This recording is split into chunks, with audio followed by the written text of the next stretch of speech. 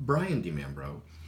The Colton publishing house of New York was one of the major cartographic publishers in the United States from the mid-19th century until towards the very end. They produced a broad range of atlases as well as folding pocket maps and other sorts of cartographic material, wall maps, etc.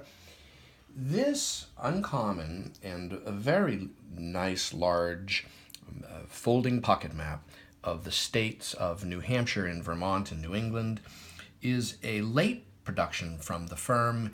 It's got an imprint of 1891. It's lithographed with strong original hand color.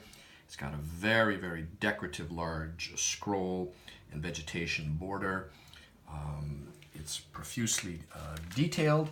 It's printed on bond paper. It's clean and well preserved.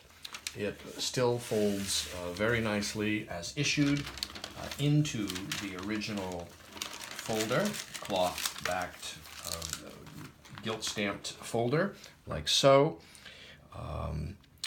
And this attractive and interesting pocket map of the 19th century is available on my website, briandimambro.com.